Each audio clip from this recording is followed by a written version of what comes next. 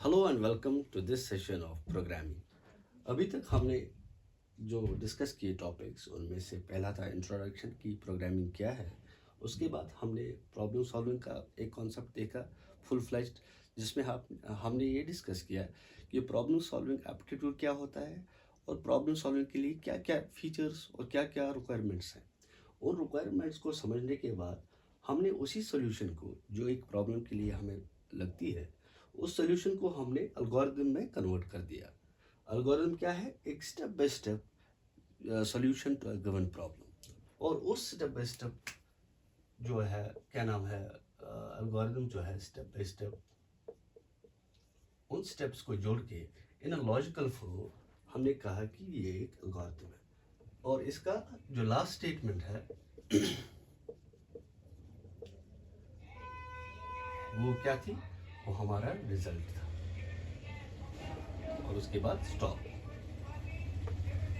Finally अब हम need of computer language की तरफ जाएंगे कि नीड क्या है computer language. I am sorry for any distractions, ये काफ़ी क्राउडेड प्लेस है, तो अगर आपको कोई डिस्ट्रैक्शन आती है तो उसके लिए मैं उस इनकन्वीनियंस के लिए आपसे रिग्रेट करता हूँ। और हमने ये भी डिस्कस किया था कि इन स्टेप्स को अगर हम ग्राफिकली रिप्रेजेंट करें तो वो ग्राफिकल रिप्रेजेंटेशन को हम कहते हैं फ्लो चार्ट्स। फाइनली नीड क्या है कंप्यूटर लैंग्वेज की? Why computer language? इस पे इतना चर्चा क्यों? ये दशकों से चली आती है। मैंने आपको कल बोला था कि ये सी जो लैंग्वेज है वो 1972 में एक लेबॉर्ट्री है जिसे बोलते हैं बेल लैब्स, एक डेनिस रिची नामी आदमी ने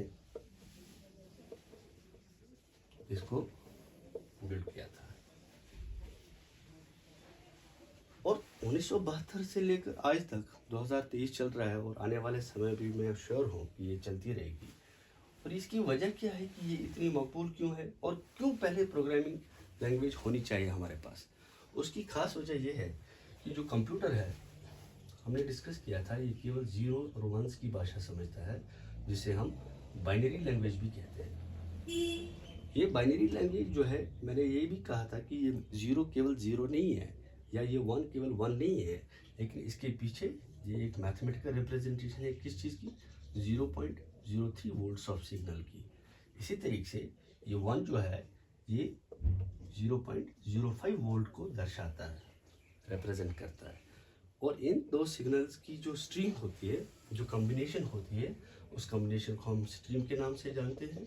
और यही स्ट्रीम ऑफ डेटा, चाहे ये स्ट्रीम ऑफ डेटा है, चाहे ये स्ट्रीम ऑफ ऑपरेशंस है या ऑपरेटर्स हैं, उन सब को मिला के जो स्ट्रीम ऑफ स्टेटमेंट्स या प्रोग्राम बनता है, उस प्रोग्राम को कंप्यूटर अंडरस्टैंड करता है। बट इक्वली ट्रू, जब हम इस बाइनरी प्रोग्राम को देखते हैं या बाइनरी कोड को देखते हैं, ये उतना ही, जितना ये इजी है कंप्यूटर के लिए, उतना ही ये टफ है ह्यूमंस के लिए। और इस चीज़ को ओवरकम करने के लिए हमने बीच में यूज़ किया एक टूल का, जो हम अपने ऑर्डिनरी या कन्वेंशनल वर्ल्ड में भी यूज़ करते हैं, जिसका नाम पड़ा लैंग्वेज।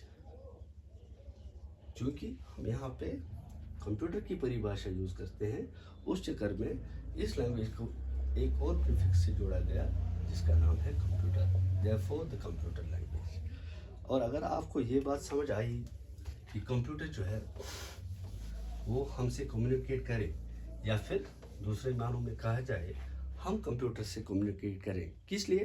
क्योंकि हम अपना काम इस कंप्यूटर के द्वारा करना चाहते हैं। ठीक उसी तरह जिस तरह एक बंदा एक लेबर को लाता है, मान लीजिए जो इसको हायर करने वाला बंदा है वो क्या है, वो किसी और लैंग्वेज का मालिक है या एक किसी और लैंग्वेज को जानता है, जिसको हम L1 से रिप्रेजेंट करते हैं। और ये लेबर जो है किसी और इलाके से है और ये लैंग्वेज L2 समझता है। इन ऑर्डर की ये जो परचेजर है या ये ओनर जो है, ये इसको अगर हायर करना चाहता है तो ये इसको हायर तो कर सकता है, लेकिन इसे काम कराने के लिए इसे एक थर्ड लैंग्वेज की ज़रूरत पड़ेगी।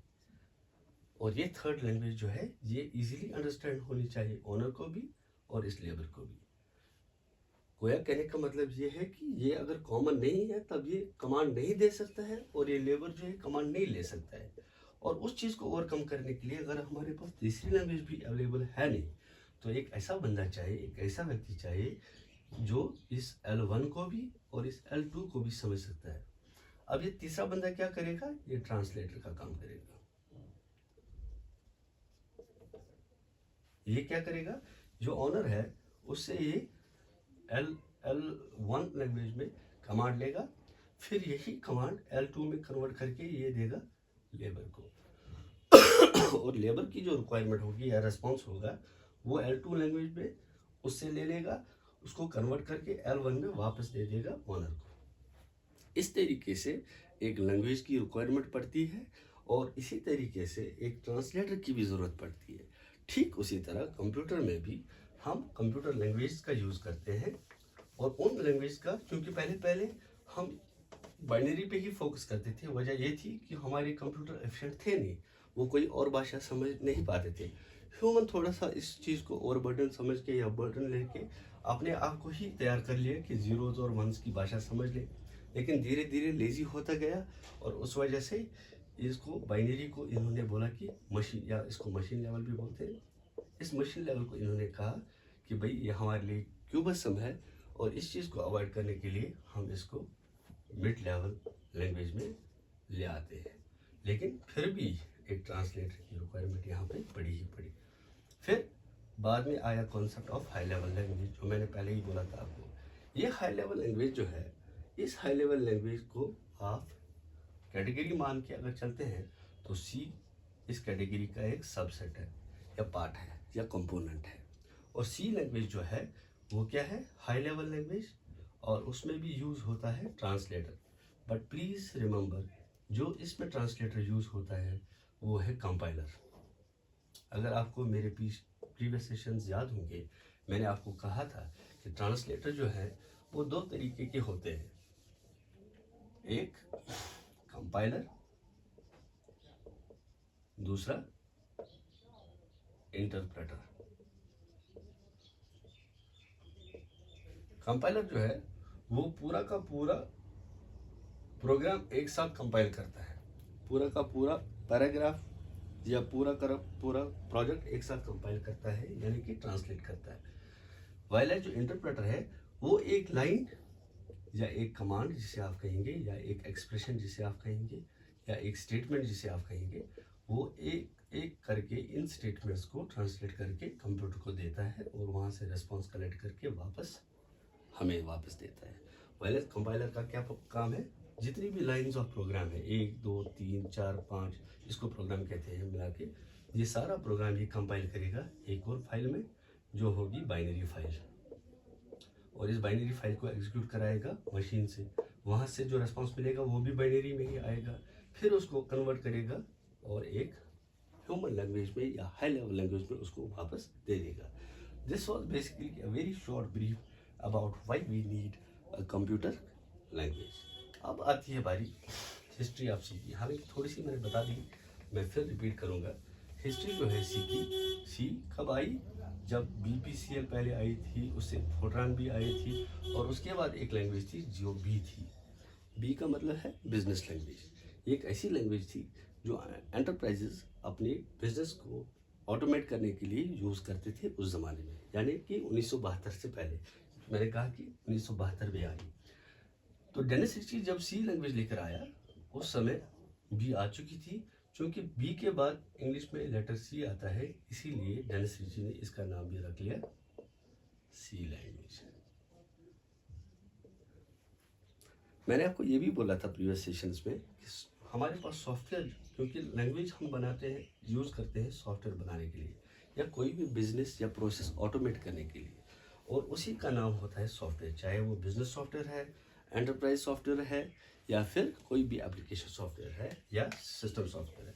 तो हमारे पास सॉफ्टवेयर जो है वो दो किस्म के हैं, दो टाइप्स के हैं। One is your system software,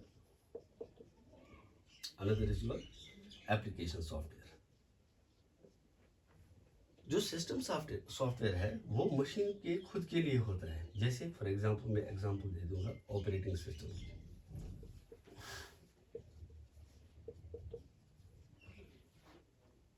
इसी तरीके से या ऑपरेटिंग सिस्टम या कर्नल्स इसमें होते हैं, वो हो सकता है अगले वाले सेशंस में हम कवर कर लेंगे कि इनका क्या महत्व है और ये क्या है। इसी तरीके से ड्राइवर्स, आपने कई इसमें नाम भी सुने होंगे, तो आप बखूबी जानते होंगे कि मैं किस चीज़ की तरफ इशारा कर रहा हूँ। इसी तरीके से एप्लीकेशन सॉफ्टवेयर में जैसे माइक्रोसॉफ्ट वर्ड है, ये एक एप्लीकेशन है जो हम वर्ड प्रोसेसिंग के लिए यूज़ करते हैं, या एक्सेल है या पावर पॉइंट है, ठीक है ना। तो ये सारी चीज़ें जो है ये एप्लीकेशन सॉफ्टवेयर से हैं। मगर मैंने क्यों इनको फिर से एनलिस्ट कर दिया, इसकी वजह ख़ास वजह ये है कि सी एक इतनी पावरफुल लैंग्वेज है कि ये दोनों किस्म के सॉफ्टवेयर बना सकती है, system software as well as application software. This is the beauty of C, that is the reason कि सी जो है 1972 से चलते चलते अभी तक भी यूज़ हो रही है। और कई ज़्यादा जो है इसमें जो स्टेक होल्डर्स हैं वो मान के चलते हैं कि सी जैसी एफिशिएंट लैंग्वेज अभी तक नहीं है, इफ़ नॉट अदरवाइज फॉल्स। तो ये सारा सेशन मैंने इसीलिए आपको बताया कि पहले हमने इंट्रोड्यूस किया कि क्या है प्रोग्रामिंग, फिर प्रॉब्लम सॉल्विंग का कॉन्सेप्ट दिया, क्योंकि जब तक प्रॉब्लम नहीं है तब तक हमें प्रोग्रामिंग की ज़रूरत ही नहीं पड़ेगी। फिर हमने उसको बताया कि उसको लेमैन्स लैंग्वेज में उसका सोल्यूशन कैसे प्रपोज करें थ्रू एल्गोरिथम्स, और उन एल्गोरिथम्स को कैसे हम पिक्टोरिकली या फिर ग्राफिकली रिप्रेजेंट करें अपने फ्लो चार्ट्स में।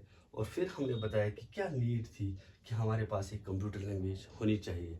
और बाद में हमने बताया कि हिस्ट्री ऑफ सी, क्योंकि ये सारा सेशन जो हम स्ट्रीम ऑफ सेशंस कर रहे हैं, ये सारा सेशन है for understanding the C language. और लास्ट पे हम जो है सी प्रोग्राम, इस सेशन का लास्ट है हमारा सी प्रोग्राम, वो हम नेक्स्ट में आपके साथ डिस्कस करेंगे। Thank you and welcome again.